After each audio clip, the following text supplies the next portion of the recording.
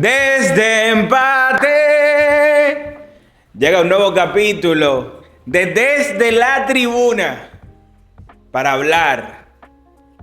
Tiene que ser la mejor temporada en la historia del Paris Saint-Germain. Adelante, José Valenzuela. Merci beaucoup, Luis Enrique. Merci beaucoup, Paris Saint-Germain, por esa exhibición de fútbol en Múnich, en la casa del gigante alemán, el Bayern de Múnich, que se vistió de gala el Allianz Arena para poder presenciar una de las mayores exhibiciones por parte de un solo equipo en la historia de finales de Champions League. Me atrevería a decir la que más. Personalmente, la que yo había visto había sido la de 2011, Barcelona 3, Manchester United 1 en Wembley, donde el equipo de Pep literalmente tocó el cielo. Sin embargo, después de ver el 5-0 del PSG, me atrevería a decir que en cuanto a espectáculo combinado con resultado y contundencia, es la final redonda para cualquier equipo en la historia. Un partido donde vimos un Paris Saint-Germain superior de principio a fin, donde el Paris Saint-Germain confirmó por qué para muchos es el mejor equipo del mundo. Yo lo tenía entre los 3 mejores, pero después de esa exhibición en la final no me queda de otra que ponerlo como el mejor, no solamente por el hecho de ganar, sino por cómo ganó. Señores, lo que hemos visto el Paris Saint-Germain a lo largo de la temporada, sabemos que sufrió en Champions League. En Champions fue de menos a más. En Champions, en esta nueva fase que me encanta, es cierto que empezó mal, pero el Paris Saint-Germain, la gente dice, no, se demuestra que este formato de Champions no tiene meritocracia porque el que quedó 16avo en la fase regular fue el que ganó. No, falso. No necesariamente así. ¿Por qué? Porque el PSG le tocó en el calendario regular, le tocó el calendario más complicado de todos. Señores, vean el calendario que le tocó al PSG. Y fue un calendario muy, muy duro. Y es por eso que le costó tanto. Pero al final lo hizo. Y no clasificó de 24, sino clasificó en la posición 16. En octavo se enfrentó al Liverpool. Un equipazo, el que quedó primero. Y lo eliminó en penales. En una eliminatoria en la que para mí fue superior. No solamente por eliminarlo, porque fue en penales, y yo siempre he dicho aquí que los penales no son un criterio, pero sí fue superior, ligeramente, ¿no? Porque el Liverpool literalmente traicionó su estilo.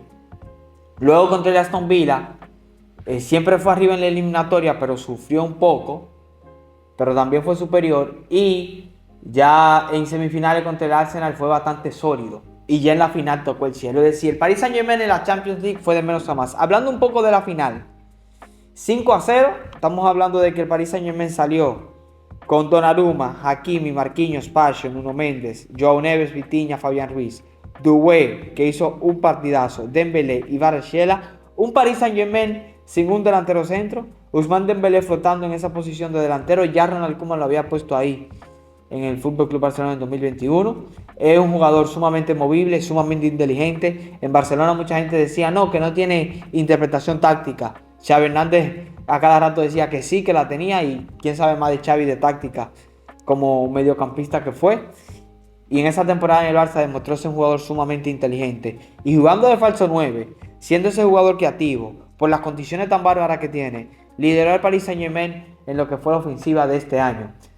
¿Qué hizo Luis Enrique? Luis Enrique decía, oye, el PSG con Colomani, que lo ficharon y no pudo triunfar en París, y Gonzalo Ramos, fichó 2 delanteros centros, y Luis Enrique dijo, nada de eso, yo no quiero jugar con delantero centro, yo quiero jugar con un Dembélé que me presione, que sea rápido, que sea indetectable, que se gire, ¿me entiendes? Que pivotee, ¿me entiendes? Que ataque los espacios, y que cuando yo genere espacio por dentro, tenía un jugador impredecible ahí que todos los entrenadores que había tenido lo habían puesto en banda. Y tener a Doué y Kvaratskhelia en banda, que no son precisamente goleadores.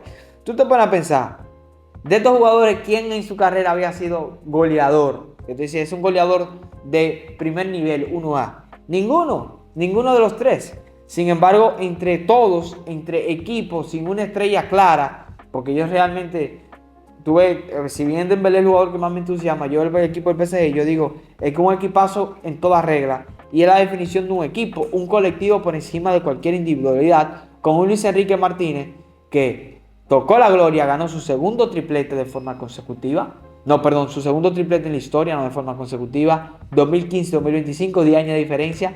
Pero fíjense que solamente un entrenador, aparte de Luis Enrique, ha ganado 2 tripletes y ese es Guardiola. Miren el mérito que tiene ganar 2 tripletes, porque tú necesitas alcanzar el 10 de 10. Y es muy difícil en el fútbol, en una temporada, alcanzar un 10 de 10.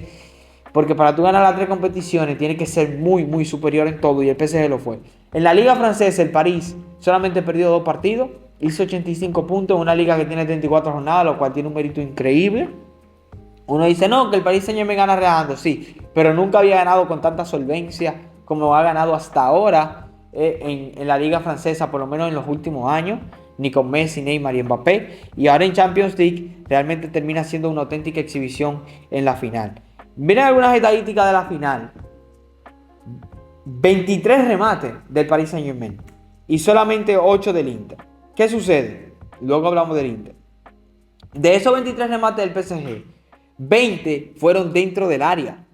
Es decir, que no fueron remates, la mayoría que tú dices, no, fueron remates ficticios porque salió Vitinha y desde 35 metros le tiró un campo al portero que era bastante fácil de atajar. No, que eran remates donde el PSG, a través de su dominio táctico, ¿me entiendes? A través de su dominio táctico del juego, fue generando ocasiones para que sus jugadores se vieran en posición de rematar dentro del área, dígase, en un rango de espacio, en un rango de distancia de 15 metros, 10 metros, 20 metros, dependiendo de la zona en la que estaba dentro del área.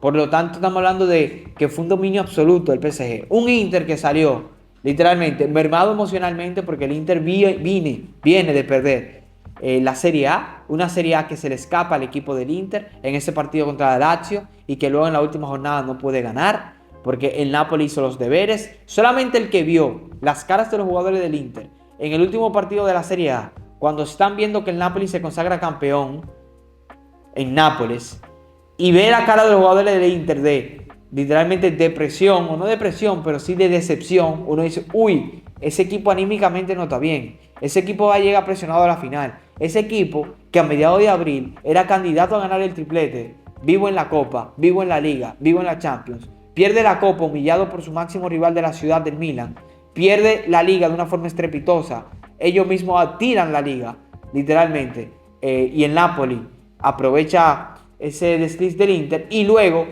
tienen la presión de que o ganó la Champions en mi temporada, que iba a ser muy buena, termine en un fracaso. Y se enfrentan a un PSG que salió sin miedo, que salió a atacar y sobre todo Daniel, importante, marcó primero. Una de las ventajas que tuvo el Inter contra el Barcelona fue que temprano en la eliminatoria se fue adelante y nunca estuvo por detener en la eliminatoria a falta de 5 minutos, donde ya en esos últimos 5 minutos tácticamente no hay orden que valga y el Inter se fue arriba y lo empató. Pero si el Barcelona, estoy seguro, o no seguro porque son hipótesis, ¿verdad? Pero es probable que se hubiera dado el escenario que si el Barcelona en Cataluña, en Barcelona, se hubiera ido adelante, el Inter hubiera cambiado su plan de partido, se hubiera abierto más, ¿me entiendes? No ir a la desesperada, pero sí se hubiera abierto más, se hubiera estado en esa ambigüedad de ¿qué hago? ¿Ataco y busco el empate?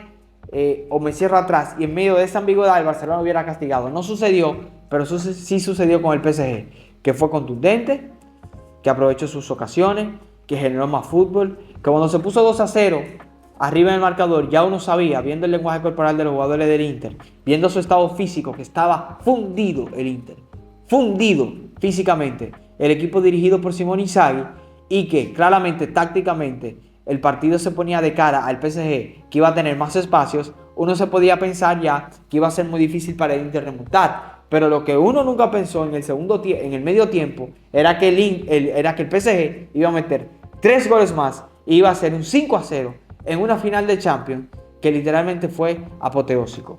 Al-Les París, Nasser Al-Khelaifi y el Estado de Qatar por fin tienen su Champions League tan deseada y lo han hecho de la forma diferente a lo que han intentado durante años y años y años. Han intentado hacerlo a través de tener el mejor del mundo, a través de tener el glamour, a través de tener las estrellas. Y no sé si intencional o no intencional, pero resulta que no le quedó de otra, por eso digo que no sé si intencional o no intencional, de decir, se me fue Mbappé, no hay grandes figuras en el mercado así mediática, voy a hablar con Luis Enrique para que se quede un año más, planificar la temporada, hacer fichajes estratégicos, no de gran renombre, porque señores, si bien tuvo un jugadorazo, poco eran lo que hablábamos de él cuando estaba en el Rennes. Poco éramos lo que hablábamos de, o poco eran, porque yo no hablaba de Pacho, por ejemplo, que es un grandísimo central. O sea, las cosas como son. Y Joao Neves, cuando hablaban de los mejores mediocampistas del mundo, no sonaba. O sea, son fichajes claramente que tiene el sello de Luis Campos como un director deportivo de primer nivel, un director deportivo que es de los mejores de la historia, claramente, por lo que ha hecho, y un Luis Enrique que ha tenido voz y voto en la planificación. Y que ese proyecto y esa combinación, Luis Campos, Luis Enrique, es lo que le ha dado el título y el éxito al conjunto parisino, y creo que Nasser Al-Khelaifi va a hacer todo lo posible,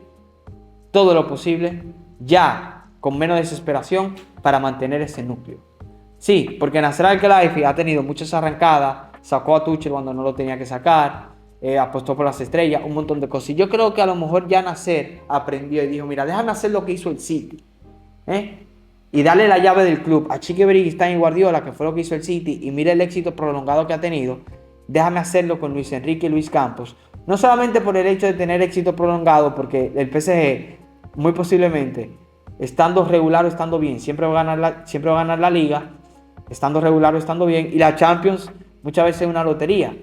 Entonces no es tanto por un tema de resultados, sino el tema por tener una identidad como club, que esté por encima de cualquier figura, de cualquier estrella.